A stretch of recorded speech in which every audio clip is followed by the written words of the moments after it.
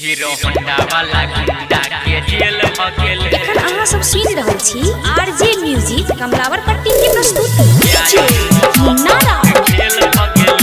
Hero Honda वाला गुंडा के जेल भ गेल। छौड़ा छौड़ी के पड़ल रहे पीछा ओकर पूरा लाइन कवनो रे पीछा ओकर पूरा लाइन कवनो रे पीछा।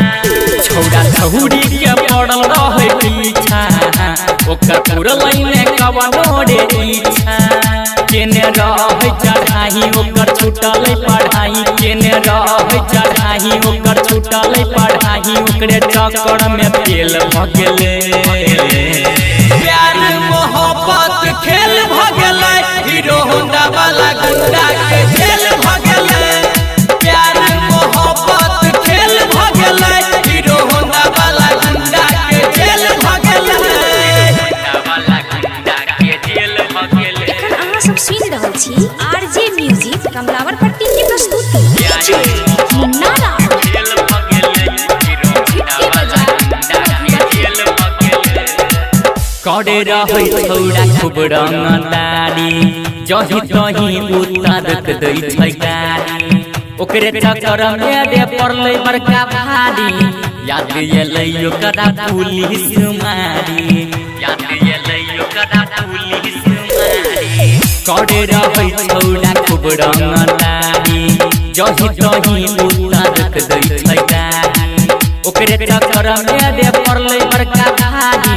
याद एलै ओकरा पुलिस मारी रोकै छै रे रास्ता ओकरा बुझि लेलकै सस्ता रोकै छै रे रास्ता ओकरा बुझि लेलकै सस्ता पूरा रेल मरेल भ गेलै। प्यार मोहब्बत खेल भ गेलै हीरो होंडा वाला गुंडा के जेल भ गेलै। प्यार मोहब्बत खेल भ गेलै हीरो होंडा वाला गुंडा के जेल भ गेलै। वाला गुंडा के जेल भ गेलै। एखन अहाँ सब सुनि रहल छी आरजे म्यूजिक कमलावर पट्टी के प्रस्तुति। मुन्ना राव जेल भ गेलै। हीरो होंडा वाला गुंडा के जेल भ गेलै। शिवम सोनी छलै ओकर नाम रे क देलकै छोड़िया ओकरा बदनाम रे। जब जब निकलै छलै उ बहरिया पीछा करै छलै दिन दुपहरिया पीछा करै छलै दिन दुपहरिया। अंकित बिहारी छलै ओकर नाम रे क देलकै छोड़िया ओकरा बदनाम रे। जब जब निकलै छलै उ बहरिया पीछा करै छलै दिन दुपहरिया।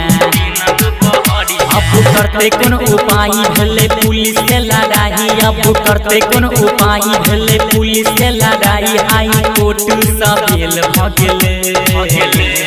प्यार मोहब्बत खेल भ गेलै हीरो होंडा वाला गुंडा